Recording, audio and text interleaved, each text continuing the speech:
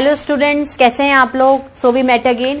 Students, हमने पिछली बार कितने सेल ऑर्गेनल्स कंप्लीट कर लिए थे? जो चैप्टर हम लोग पढ़ रहे थे उसको देखिए, हर एक लेक्चर में मैं आपको हमेशा चैप्टर का नाम बोलती हूँ, जिससे कि आपको हमेशा ये रिदम में बनी रहे कि आप रेगुलर जो चैप्टर पढ़ रहे हैं उसमें क्या पढ़ रहे हैं। Fundamental unit of life, that is the cell. Finally cell organelles पे गाड़ी आके खत्म हो रही है, जल्दी जल्दी सेल ऑर्गेनल्स भी खत्म हो जाएंगे। Endoplasmic reticulum, Golgi apparatus and lysosome cell organelles अच्छे से कंप्लीट कर लिए हैं। तो आज सेल ऑर्गेनल्स हम लोग स्टार्ट करने वाले हैं, that is the fourth one and the very very very important, very very very interesting name is mitochondria. Very very familiar name, mitochondria.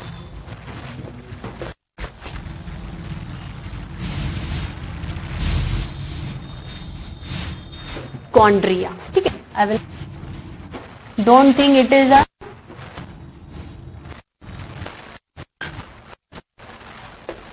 Mitochondria. Mitochondria को वही पहली लाइन बार बार लिखें,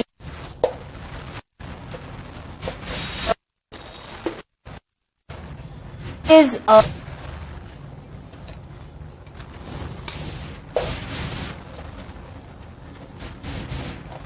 सेल ऑर्गेनल। अभी तक स्टूडेंट्स जनरली हमने जितने भी सेल ऑर्गेनल पढ़े हैं उसमें क्या क्या लिखा है भाई? विद इन द सेल है, प्लाज्मा मेम्ब्रेन से बाउंडेड है, लेकिन खुद एक तो membrane bounded ER, membrane bounded Golgi, membrane bounded lysosome. Membrane bounded मतलब अगर सिंपल वे में कहूं कि single membrane bounded, okay, exhibit one and the same thing. लेकिन इसमें क्या स्पेशलिटी है? इसके आसपास, खुद के माइटोकॉन्ड्रिया के आसपास दो लेयर्स हैं, तो it is a double membranous bounded. आगे special point, double thinner, double membranous bounded, double membranous bounded. ठीक है, अब स्टूडेंट्स अगर इसकी अपन थोड़ा सा स्ट्रक्चर की बात करें तो ये स्ट्रक्चर में कैसा होता है? ये सिलिंड्रिकल भी हो सकता है, थोड़ा स्फेरिकल भी हो सकता है और लंबा रॉड शेप भी हो सकता है। तो रॉड, स्फेरिकल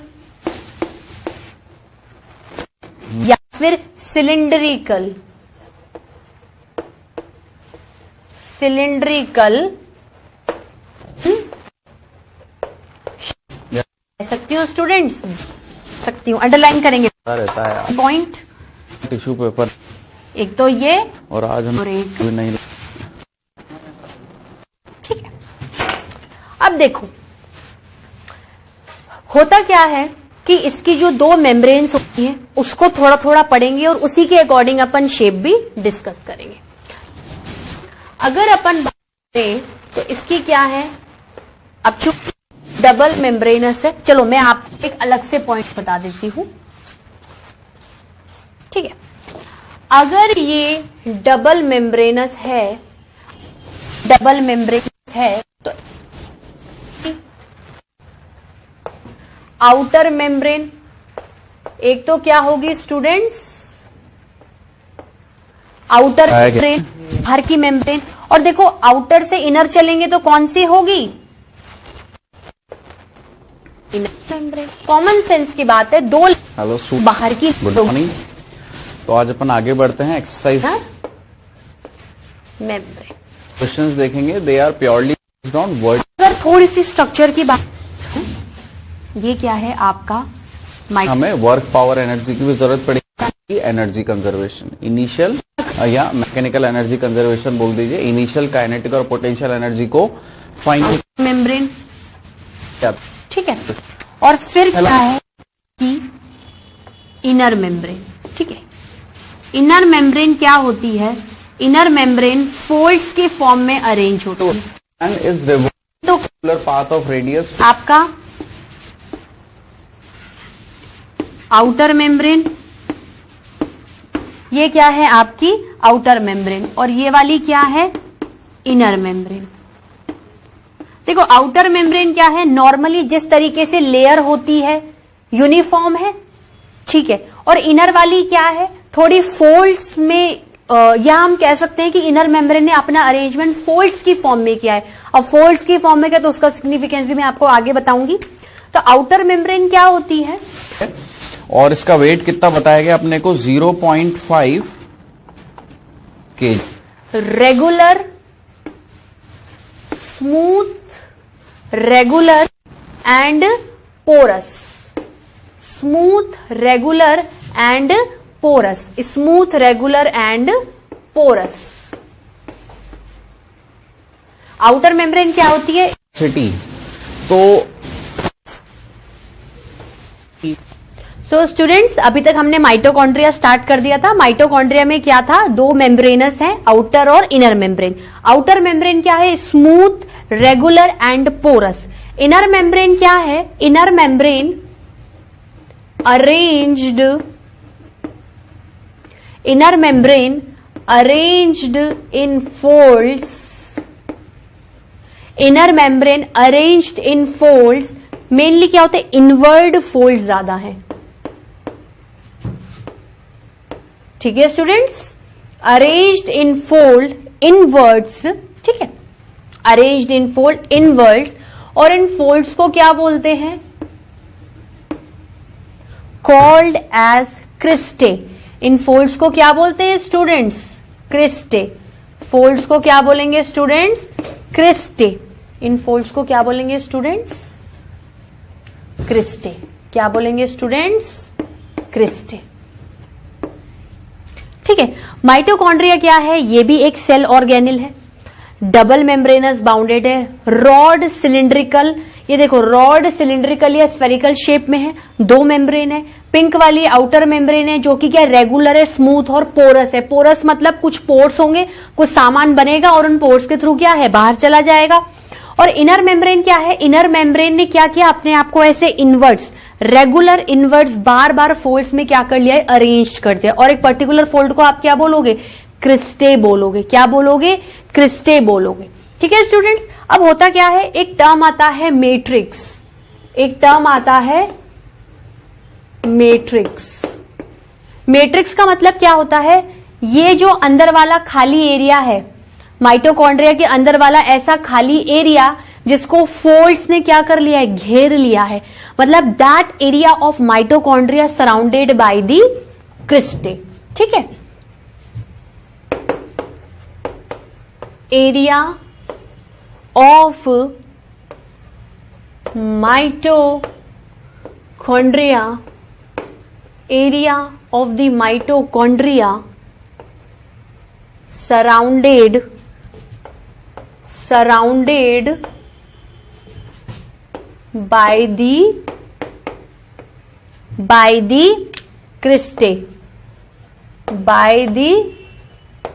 cristae, ठीक है स्टूडेंट्स, इतना नोट करिए। सो स्टूडेंट्स, आप लोगों ने इतना नोट कर लिया है। अब इसके आगे देखो, मैंने अभी आपको क्या है, इंट्रो भी दे दिया है, डायग्राम वाइज भी समझा दिया है और पूरा आउटर इनर का इन्फो भी दे दिया है, मैट्रिक्स क्या होता है। अब अपन क्या बात करेंगे स्टूडेंट्स, अब हम एनिमल और प्लांट सेल के रेस्पेक्ट में इसकी बात करेंगे। कैसा दिखता है, देखो दिखेगा तो ऐसा ही जैसा मैंने शेप बताया है, लेकिन इसका नंबर थोड़ा सा ज्यादा होता है। इसका नंबर क्या होता है, थोड़ा सा ज्यादा होता है। देखो प्लांट और एनिमल सेल में आपको सिमिलर ही मिलेगा, ठीक है। देखते हैं स्टूडेंट्स, सबसे पहले क्या आया, animal cell,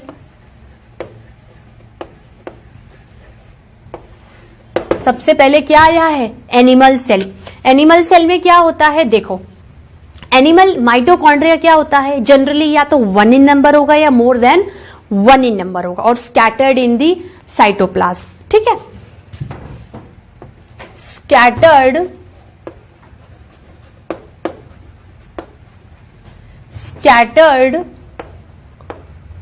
in the cytoplasm, scattered in the cytoplasm। होता क्या है, 1 or more than 1 और मोर देन 1 इन नंबर। एक भी माइटोकॉन्ड्रिया साइटोप्लाज्म में हो सकता है और एक से ज्यादा माइटोकॉन्ड्रिया भी साइटोप्लाज्म में हो सकते हैं। उसी तरीके से अगर अपन इसको प्लांट सेल में देखें,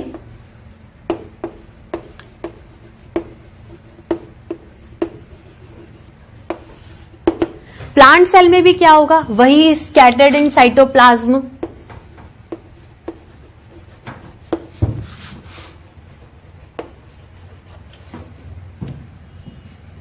scattered in the cytoplasm। ठीक है, इसमें भी क्या होता है, 1 इन नंबर और मोर देन 1 इन नंबर। ठीक है, 1 इन नंबर और मोर देन 1 इन नंबर। ठीक है, शेप क्या होगी, वही शेप होगी नॉर्मल जो मैंने आपको अभी बताई थी। अब देखिए इसकी एक खासियत क्या होती है, अगर अपन इसके सिग्निफिकेंस के बारे में बात करें, देखो आप जनरली क्या होता है, सिग्निफिकेंस ही आएगा। सिग्निफिकेंस हेडिंग डालते हैं स्टूडेंट्स।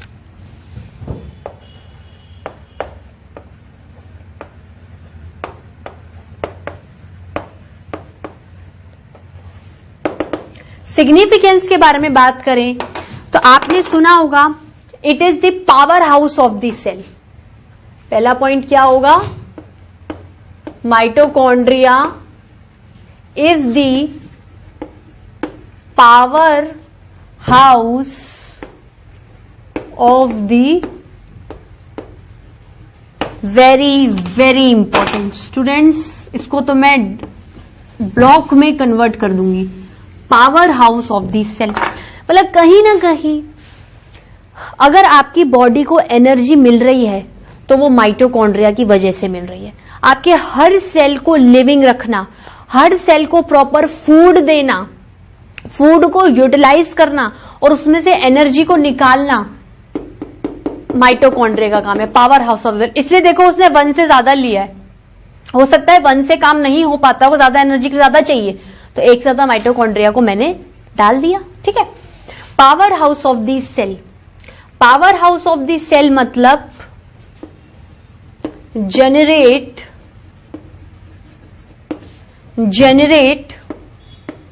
एनर्जी। जनरेट एनर्जी कैसे जनरेट करेगा, by the intaking nutrients, by the intaking nutrients in the form of food, in the form of food, by the intaking nutrients in the form of food, results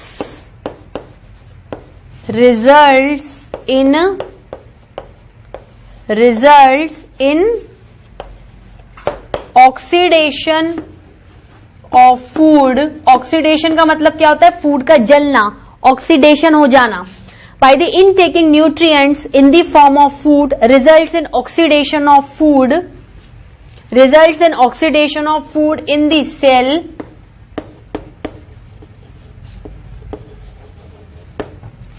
results in generation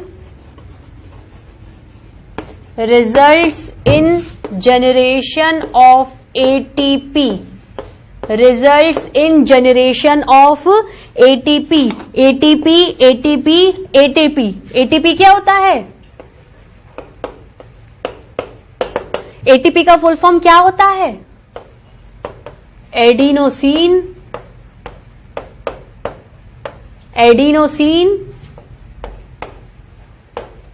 try phosphate, adenosine triphosphate.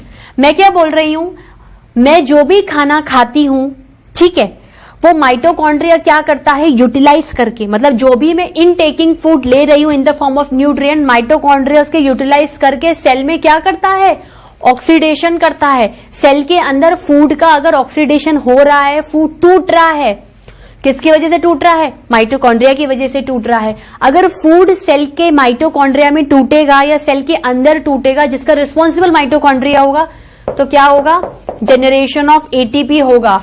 Generation of ATP मतलब energy releases, energy releases, energy releases. तो मैं कह सकती हूं ATP को energy currency of cell भी बोलते हैं, एनर्जी करेंसी ऑफ सेल भी बोलते हैं। स्टूडेंट्स इतना नोट करिए, स्टूडेंट्स इतना आप लोगों ने नोट किया। अब हम क्या करेंगे, देखो हमने ओवरऑल माइटोकॉन्ड्रिया कर लिया है, अब इसको लास्ट में एक रिवीजन पॉइंट ऑफ व्यू से थोड़े थोड़े पॉइंट्स लेंगे, जिसके थ्रू आपको होल माइटोकॉन्ड्रिया रिवाइज भी होता जाएगा और बात वापस से क्या होगा, समझ में भी आ जाएगी। माइटोकॉन्ड्रिया क्या होता है, सेल ऑर्गेनिल है, डबल मेम्ब्रेनस बाउंड है, बाहर की मेम्ब्रेन स्मूथ रेगुलर पोरस है, इनर मेम्ब्रेन फोल्ड्स की फॉर्म में है, जिस एरिया को कवर करके बैठी है वो मैट्रिक्स है। खुद के फोल्ड्स क्या कहलाते हैं, क्रिस्टे कहलाते हैं। मैं ये बोल सकती हूँ स्टूडेंट्स, हर एक क्रिस्टे एक कंपार्टमेंट की फॉर्म में था, ऐसे था। ये क्या है, क्रिस्टे मतलब कंपार्टमेंट, क्रिस्टे मतलब कंपार्टमेंट। और मैं क्या कह सकती हूं स्टूडेंट, ये सारा सिग्निफिकेंस में ही चल रहा है। और अगर कुछ स्पेशल पॉइंट्स के बारे में बात करें, माइटोकॉन्ड्रिया भी बैक्टीरिया और ब्लू ग्रीन एल्गी में नहीं होता। Mitochondria is absent in bacteria and blue green algae.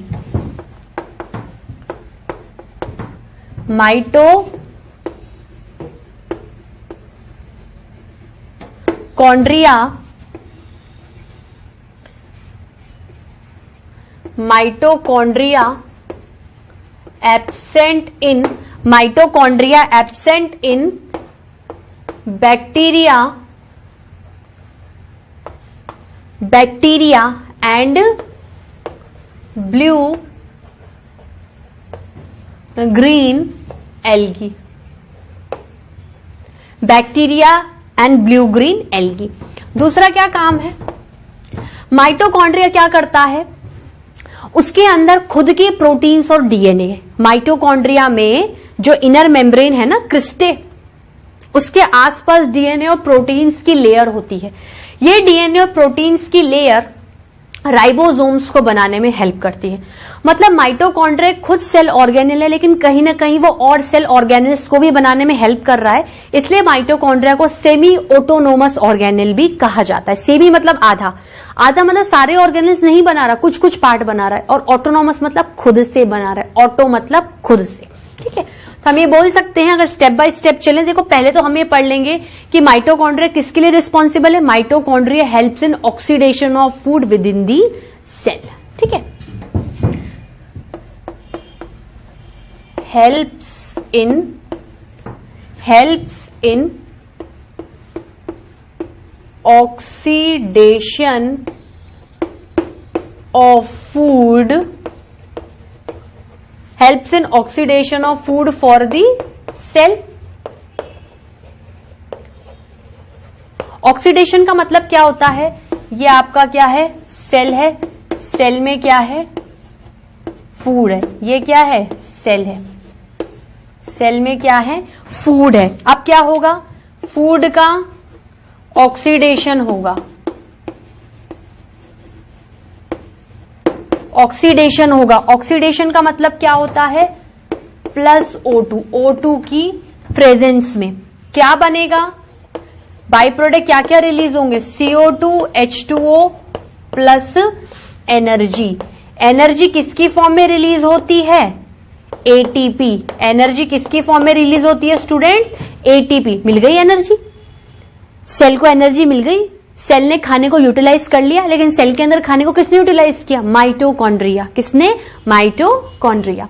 ठीक है, अब हम ये कह सकते हैं कि mitochondria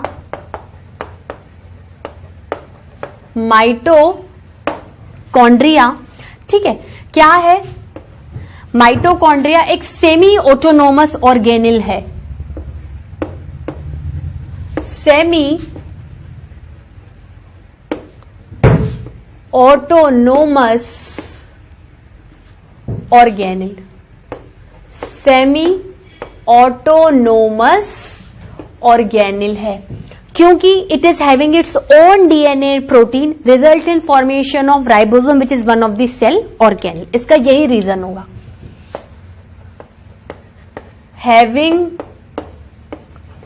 having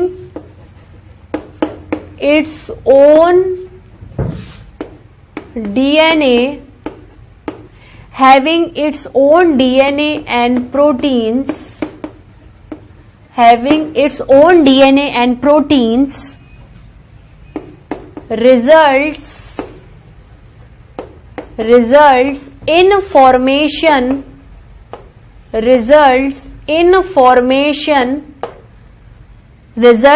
formation of ribosomes, जो कि क्या है? खुद एक सेल ऑर्गेनेल है, खुद एक सेल ऑर्गेनेल है।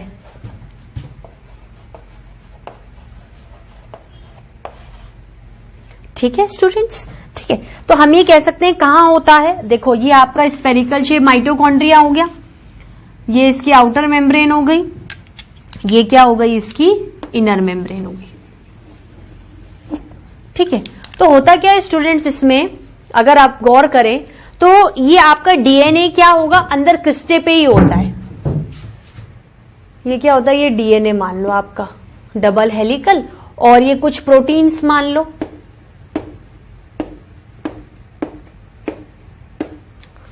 ठीक है, ये क्या हो गया है आपका? प्रोटीन्स, और ये क्या हो गया है? डीएनए। ये क्या हो गया है? डीएनए। ठीक है, डीएनए एंड प्रोटीन्स दोनों मिलाकर राइबोसोम्स को जन्म देते हैं। अब अगर अपन छोटा छोटा और वापस से डिस्कस करें तो हम ये लिख सकते हैं कि माइटोकॉन्ड्रिया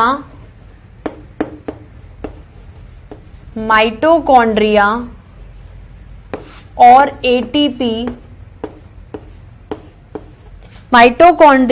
एटीपी क्या क्या बोल सकती हूँ स्टूडेंट्स? माइटोकॉन्ड्रिया क्या है? माइटोकॉन्ड्रिया क्या है स्टूडेंट्स? Power house.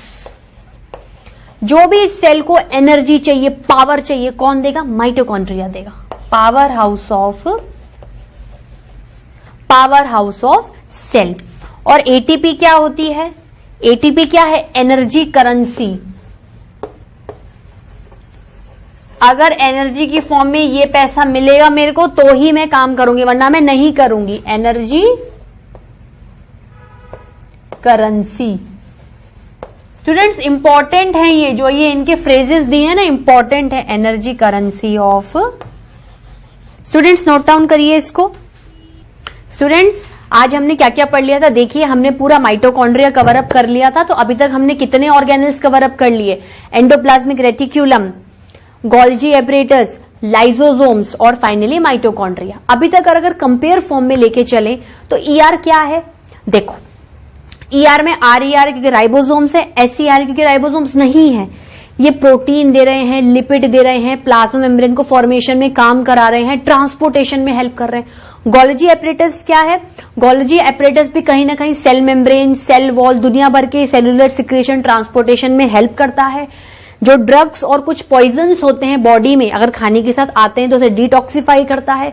लाइसोसोम्स क्या है? लाइसोसोम्स गोल्जी एपरेटस से ही बनते हैं। एक बैग लाइक स्ट्रक्चर है, उनमें ऐसे इंजाइम्स होते हैं जो कि बेकार की चीजों को, वॉर्न आउट सेल ऑर्गेनल्स को और क्या करते हैं, इन सब चीजों को रिमूव कर देते हैं। और अगर इनके सेल को इंजुरी होती है तो फटाफट अपने डाइजेस्टिव एंजाइम लगा के सेल को क्या कर देते हैं, खत्म कर देते हैं। They itself cause the suicide commitment of the cell, suicidal bags of the cell. Finally mitochondria आया, power house of the cell due to the production of ATP, energy currency of the cell. हमारी जो भी हम nutrients खा रहे हैं, खाना खा रहे हैं और वो खाना हमारे सेल को चाहिए, सेल को चाहिए, इसका मतलब ये नहीं कि सेल रख के बैठ जाएगा। सेल कुछ ना कुछ ऐसी एक्टिविटी करेगा उस खाने के साथ जिससे कि उस खाने से हमें क्या मिले, एनर्जी मिले। ठीक है, तो सेल के अंदर गया खाना, माइटोकॉन्ड्रिया ने देख लिया, खाने के अंदर जो भी न्यूट्रिएंट्स है उसमें से उसका ऑक्सीडेशन करवाएगा ऑक्सीजन की प्रेजेंस में। ऑक्सीजन की प्रेजेंस में ऑक्सीडेशन हुआ, ऑक्सीजन की प्रेजेंस में ऑक्सीडेशन हुआ तो CO2 रिलीज हुई, CO2 बाहर निकल जाएगी, H2O बाई प्रोडक्ट की फॉर्म में है, और फाइनली एनर्जी रिलीज होगी ATP की फॉर्म में, एडिनोसिन ट्राइफॉस्फेट। ठीक है, और दूसरी बात क्या स्पेशल पढ़ी हमने माइटोकॉन्ड्रिया में, it is a double membranous structure. ER एक मेम्ब्रेनस, गोल्गी एपरेटस एक मेम्ब्रेनस, लाइसोसोम्स एक मेम्ब्रेनस, बट स्टिल अब जब माइटोकॉन्ड्रिया के पास आए हैं तो वो डबल मेम्ब्रेनस है। बाहर की लेयर है, अंदर की लेयर है, बाहर की लेयर स्मूथ पोरस है, रेगुलर है, कोई डिस्टर्बेंस नहीं है। लेकिन इनर मेम्ब्रेन क्या है, ऐसे कंपार्टमेंट्स की फॉर्म में, इनवर्ट्स फोल्ड्स की फॉर्म में क्या है, अरेंज्ड है। हर कंपार्टमेंट को क्रिस्टे बोलते हैं, हर कंपार्टमेंट को क्या बोलते हैं, क्रिस्टे बोलते हैं। ठीक है स्टूडेंट, एक चीज अगर अपन और लिखे ना लिखे कोई दिक्कत नहीं है। एक्चुअली ये जो फोल्ड्स क्रिएट होते हैं ये किस लिए होते हैं, ये माइटोकॉन्ड्रिया को ज्यादा सरफेस एरिया प्रोवाइड करते हैं। ये क्या करते हैं, माइटोकॉन्ड्रिया को ज्यादा सरफेस एरिया प्रोवाइड करते हैं। अगर देखिए ये तो कुछ समझने वाली बात नहीं, पर आप चाहें तो लिख सकते हैं क्रिस्टे क्या है, क्रिस्टे क्या करता है, क्रिस्टे, चलो मैं ये चीज ना आपको ऊपर ही लिखवा देती हूं। क्रिस्टे क्या करता है, इनवर्ट्स फोल्ड करके सरफेस एरिया माइटोकॉन्ड्रिया को बढ़ा देता है जिससे कि ज्यादा से ज्यादा एनर्जी क्या हो, बने और यूटिलाइज हो। तो क्रिस्टे क्या करता है, compartment increases the surface area, increase the surface area. बस इसे समझने के लिए, कोई बहुत ज्यादा इंपॉर्टेंट नहीं है। ठीक है स्टूडेंट्स, तो हमने 4 सेल ऑर्गेनल्स अच्छे से कंप्लीट कर लिए हैं। होप आपको सब कुछ समझ में आता है। कोई प्रॉब्लम हो you can discuss with me frankly. तो आज के लिए स्टूडेंट्स इतना ही, कल मिलेंगे। Thank you.